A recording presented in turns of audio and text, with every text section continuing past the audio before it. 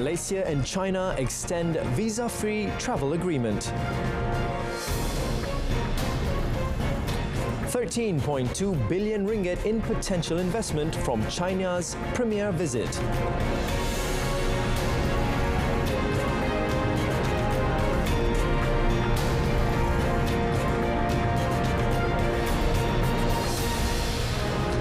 Good evening and Salam Malaysia Madani. Thanks for joining us. My name is Darryl Baptist and you're watching Malaysia Tonight. Prime Minister Datuk Seri Anwar Ibrahim highlighted the friendly and respectful attitude of Chinese leadership, emphasizing the deep understanding of cultural differences during his recent interactions with Chinese Premier Li Qiang. The Prime Minister, in his speech, addressed the skepticism often expressed by international observers, particularly from Western countries, about the enhanced bilateral relationship between Malaysia and China. He said critics frequently question whether such a comprehensive strategic partnership would be detrimental to Malaysia, a smaller nation. We in Malaysia, having a neutral stance, have the resolve to work with all countries, and with China, we see Premier Li Qiang, we see you as a friend that would work together with us, collaborate and prove to the world that this unity, this friendship is meaningful.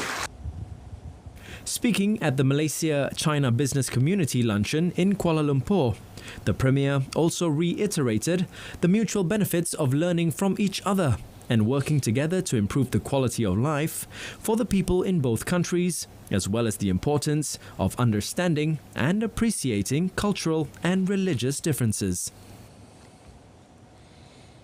Prime Minister Datuk Seri Anwar Ibrahim and China's Premier Li Qiang give their commitment to promote an equal and orderly multipolar world and a universally beneficial and inclusive economic globalization. Both leaders agreed that the world is undergoing profound changes and has entered a new period of instability and transformation. In a joint statement on deepening the comprehensive strategic partnership towards China-Malaysia community with a shared future released today, the leaders noted that both countries are important representatives of developing countries in Asia and emerging economies. In deepening the development synergy, both leaders said they will seize the opportunities provided by signing off the Belt and Road Cooperation Plan between the two countries to further synergize development strategies and enhance practical cooperation in all areas. Moving forward, the two countries will seize the opportunities of developing new quality productive forces in the areas of digital economy, green development, artificial intelligence, and energy. Explore cooperation in the advanced manufacturing industry, scientific and technological innovation, SMEs development, and startup, as well as financial services.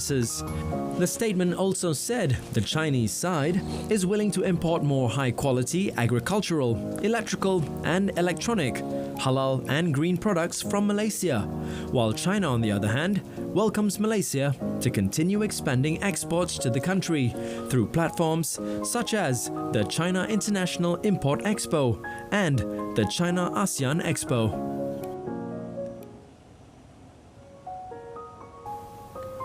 The statement also stated that Malaysia and China supported the ongoing efforts of visa exemption to promote friendly relations. It said China agreed to extend the facility until the end of 2025, and to reciprocate, Malaysia would extend the visa exemption until the end of 2026.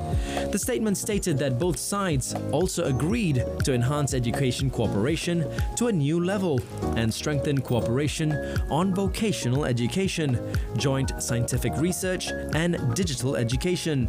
Also, to jointly set up institutes for advanced study, enhance interactions between think tanks and higher educational institutions, promote mutual visits between teachers and students, and improve cultural exchanges and mutual learning. The new Dual Language Program, or DLP, guidelines apply to all government schools. According to Education Minister Fadlina Sidek, all government schools must have a class teaching mathematics and science in the Malay language, in line with upholding the Malay language, along with also strengthening the English language policy. The minister also refuted claims that some schools need not comply with DLP guidelines. Betul, semua kita dah minta untuk kita pertegaskan kena pakai dan rujuk kita punya garis panduan dan tidak ada masalah setakat ini. Sekolah-sekolah yang ada masalah dengan pelaksanaan garis panduan itu kita akan turun dan bantu sekolah tersebut untuk melaksanakan garis panduan tersebut. Maksudnya ada flexibility lah, Pak? Dia kena patuh garis panduan tersebut. Meanwhile, Fadlina also welcomed Prime Minister Datuk Seri Anwar Ibrahim's proposal to have an aid scheme appointing volunteers from Singapore to teach English in poor urban, rural and remote areas, including Sabah and Sarawak. Fadlina said that such initiatives are always implemented by the Education Ministry through the exchange of teachers from developed countries such as South Korea, Australia and the United States. Malaysia will obtain input about streptococcal toxic shock syndrome, or STSS, which is currently impacting Japan, from WHO. Health Minister Datuk Seri Dr. Zulkifli Ahmad stated that this input is crucial for the Health Ministry to implement preventative control measures. Kita belum dapat apa-apa maklumat perkembangan. Mungkin juga kita memerlukan input daripada WHO. Di situ adalah sangat mustahak. That's why this transnational platform of WHO, IHR yang kita bincangkan baru ini, pandemic preparedness, semua itu adalah mustahak. Jadi immediately kita ada mendapat heads up ataupun update, kita akan terusnya mengambil langkah-langkah kawalan. Xinhua news agency, citing the National Institute of Infectious Diseases, reported that Japan has recorded over 1,000 cases of STSS in 2024. STSS, also known as severe invasive streptococcal infection, is a sudden onset disease caused by a group of streptococcus. Early symptoms typically include sore throat, fever, loss of appetite, diarrhea, vomiting and other gastrointestinal issues, as well as septic symptoms like low blood pressure. The results of applications to further study at public institutions of higher education for students who have completed Sijil Pelajaran Malaysia, or more commonly known as SPM, will be announced on the 28th of June. The Higher Education Ministry, or KPT, in a statement today, said the results of places at public universities, UA, polytechnics, community colleges, also known as KK, and public skills training institutions, ILKA, at certificate, foundation and diploma levels for the 2024-2025 academic session can be viewed from 12 noon on the date until 7th July at 5 p.m. According to the statement, results can be checked online via the link or through the UPU Pocket mobile application on smartphones. For unsuccessful applicants or those only offered certificate-level studies, can submit appeal applications through the Unit Pengambilan University, or UPU, for admission to UA and polytechnics within 10 days from 28th of June.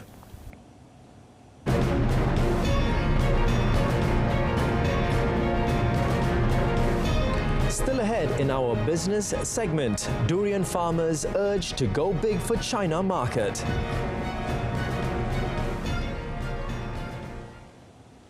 But before that, the Investment, Trade and Industry Ministry has facilitated the exchange of 11 Memorandums of Understanding, or MOUs, between Malaysian and Chinese entities, with a total potential investment of 13.2 billion ringgit.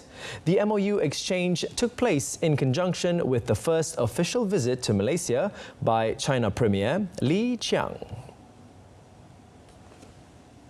Its Minister, Tengku Datuk Seri Zafrul Tengku Abdul Aziz, said MITI is pleased to see the government-to-government collaborative spirit cascading to the private sector of both countries through the MOUs for numerous high-value sectors.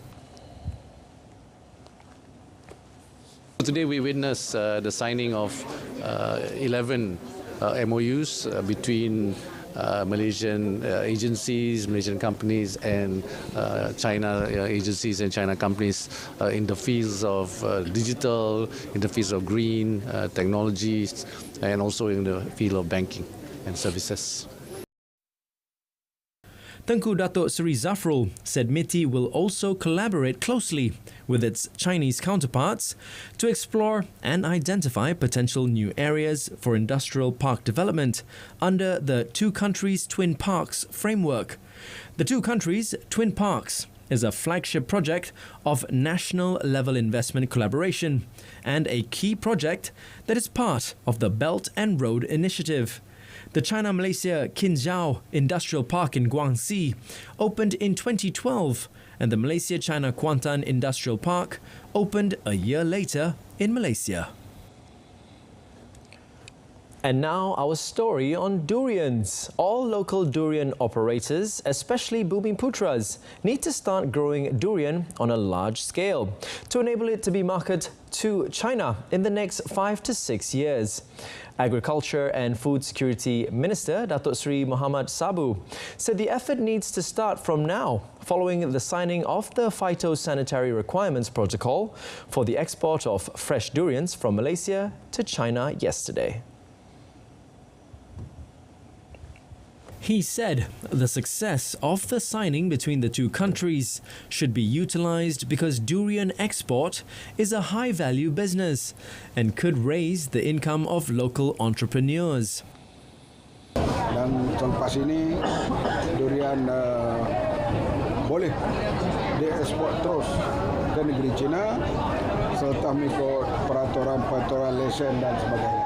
Jadi kalau mereka tidak berusaha sekarang, kalau tanam sekarang, insyaAllah 5-6 tahun lagi boleh. Artinya jangan kita takutlah ada pasaran pada masa akan datang. Datuk Seri Muhammad said the government will always provide support and assistance to entrepreneurs in ensuring that the durian produced from local farms is of good quality and suitable for export to China. He was met after attending the Malaysian Fish Development Board's sacrificial program in Puchong. Yesterday, Malaysia and China signed the protocol in a Memorandum of Understanding exchange ceremony, witnessed by Prime Minister Datuk Seri Anwar Ibrahim and his Chinese counterpart, Li Qiang. For the record, Malaysia was previously granted export market access to China for durian in the form of pulp and paste in 2011. And whole frozen durian fruit in 2018. China is the main durian export market from Malaysia, with an export value of 887 million ringgit in 2022. Malaysia is aiming to amplify the ASEAN family's greater unity and prosperity message through its participation at the World Expo 2025 in Osaka, Japan. According to Deputy Prime Minister Datuk Seri Fadillah Yusof, next year will be exciting for Malaysia as the nation will not only grace the world stage at Expo 2025 but will also assume the esteemed role of the ASEAN chair. There are indeed core similarities between these two platforms, as both call for collaboration, innovation and a shared vision for a better future. They underscore the power of unity, highlighting that our diverse perspectives and unique strengths are not obstacles, but rather catalysts to learn, grow and create something truly extraordinary. Speaking during the launch of Malaysia's participation in the Expo today, Datuk Seri Fadillah also called the region to embrace the spirit of collaboration and shared purpose. He also expressed hope that the Malaysian pavilion can inspire visitors at the World Expo 2025. In the meantime, Malaysia is confident of securing 13 billion ringgit in potential investments and exports at the World Expo 2025 in Osaka. Investment, Trade and Industry Minister Tengku Datuk Seri Zafrul Abdul Aziz noted that Malaysia plans to leverage the sizable audience of an expected 28.2 million visitors. He said in 2021, Malaysia achieved 8.3 billion ringgit in trade and investment at the Dubai Expo, attracting 5,000 business leaders to its pavilion, which featured 400 Malaysian companies. MITI sebagai kementerian yang akan koordinat pavilion ini bekerjasama dengan semua kementerian-kementerian lain dan juga agensi-agensi lain dan juga kerajaan-kerajaan negeri telah akan setiap minggu tu akan ada tema yang berlainan dan kita ada sasaran untuk perdagangan dan pelaburan sebanyak 13 bilion ringgit lah.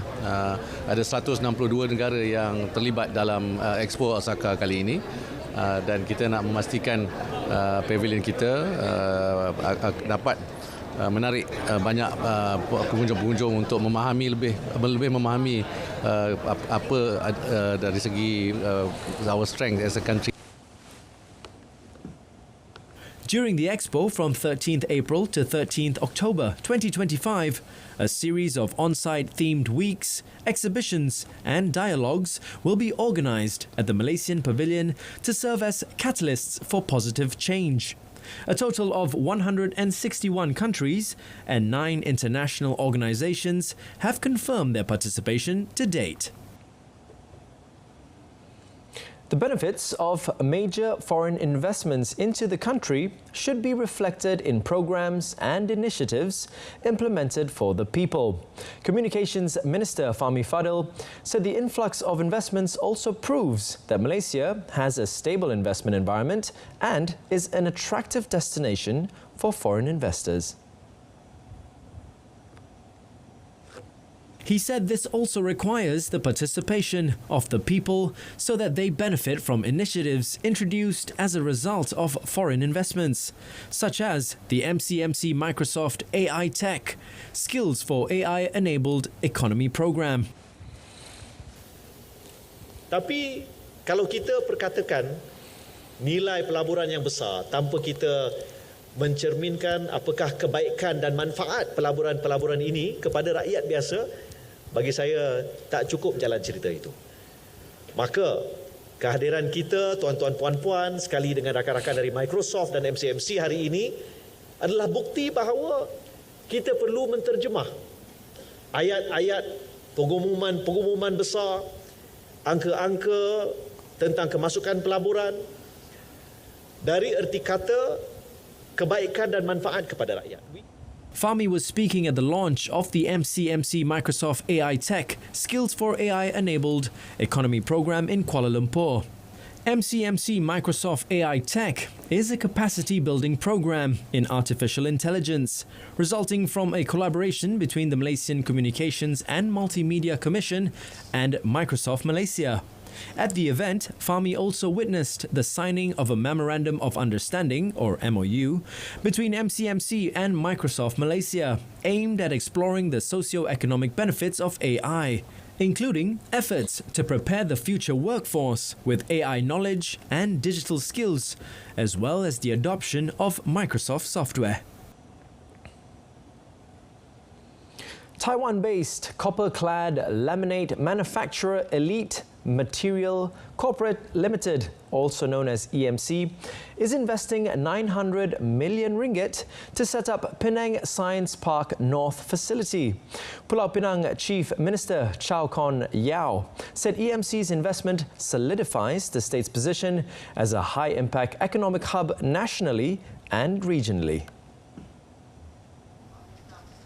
He said this is a milestone in the state's industry transformation journey and evidence of how major strategic investments translate into technology and economic spillovers. The Chief Minister noted that the construction of this new facility is expected to be completed in the first quarter of 2025, with large-scale production scheduled to begin in the second quarter of the same year. Spanning 14 acres of industrial land, the construction will be carried out in 2 phases with an estimated investment of 900 million ringgit or 0.9 billion ringgit. Phase 1 of the new plant targets a monthly production capacity of 600,000 sheets, while Phase 2 adds an additional 150,000 sheets per month. EMC, which boasts an annual revenue of $1.6 billion, entered the integrated circuit substrate market in 2020. It also has 6 manufacturing sites in 4 countries with over 4,500 employees worldwide.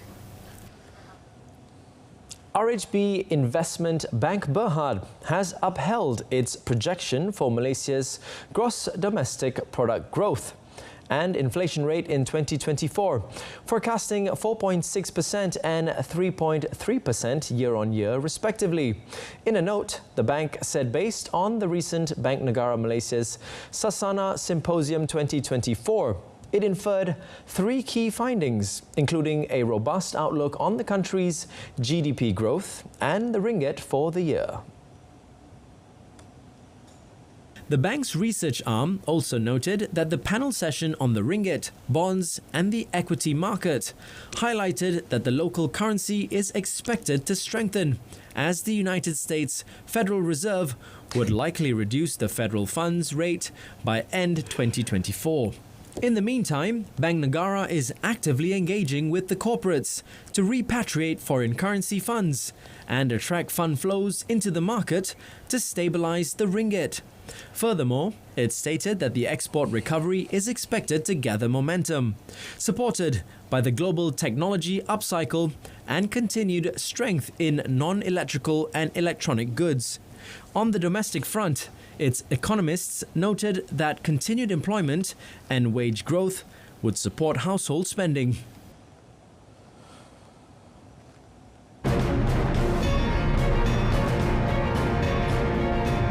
Coming up in our foreign segment, Indian toxic alcohol brew kills at least 34.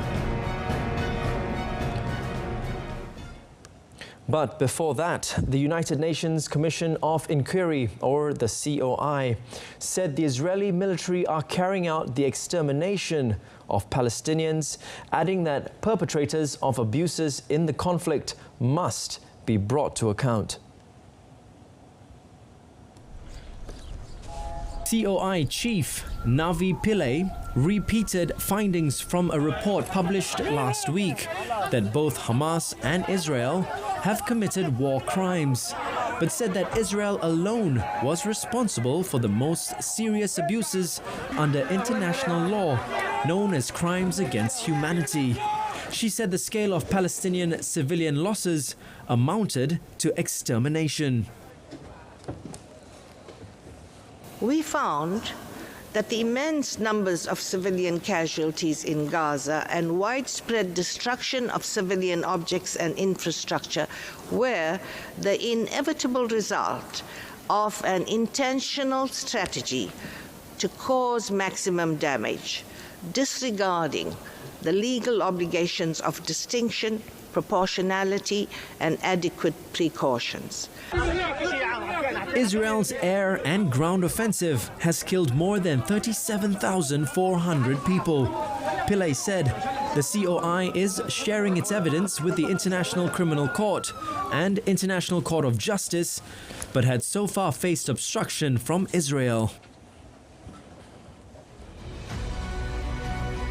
Yemen's Houthis released a video showing a 12 June attack on the Greek-owned MV Tutor coal carrier in the Red Sea, as salvagers confirmed the sinking of the vessel.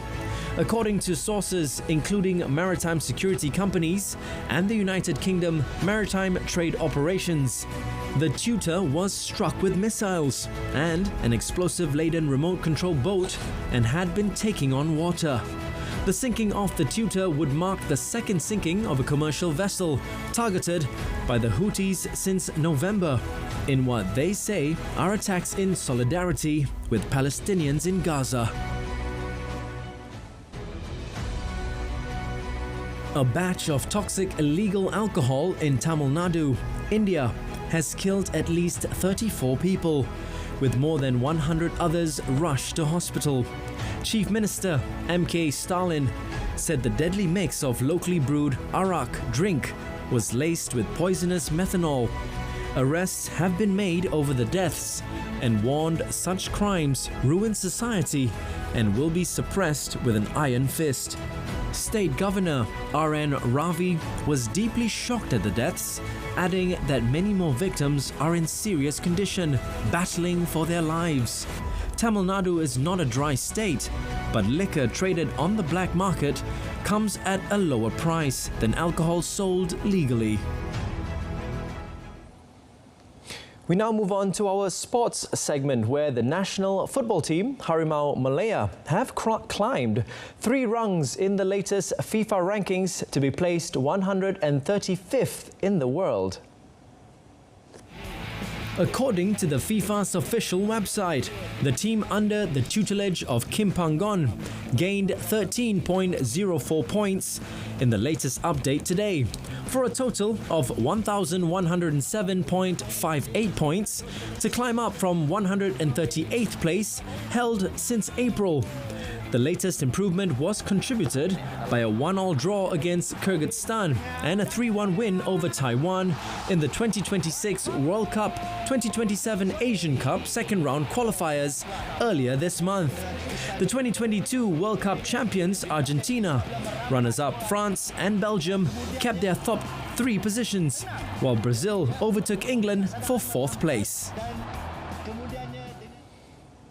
Well done, boys. As we say in Malay, sikit-sikit, lama-lama jadi bukit. Upwards and onwards. Now moving on to the Euro 2024. Spain head coach Luis de la Fuente said their upcoming match against Italy could be a World Cup final, and that he expects a tough game when they face Luciano Spalletti's squad in Gelsenkirchen today. After thrashing Croatia 3-0, Spain share the Group B lead with the Italians, and either side can book their spot in the round of 16 with a match to spare if they win. The Spain-Italy rivalry goes back a long way, and no two countries have met more often at Euro tournaments, with tomorrow's match being the 8th time they have squared off since 1960. Hay dos selecciones de una gran tradición futbolística, de grandes futbolistas, de grandes selecciones, trabajo en conjunto, una cultura mediática alrededor del fútbol excepcional. Bueno, pues son selecciones que parece que están creadas para competir a este nivel. Seguro que mañana veremos un grandísimo espectáculo y un gran partido. Sería... That's it from us this evening in our top story. Malaysia and China extend visa-free travel agreement. Till then, I'm Darryl Baptist. From the river to the sea, Palestine will be free. I hope you've been enjoying your week so far and that it continues on into the weekend. I'll see you soon. Thank you for watching. Now it's back to you, wherever you may be. Good night.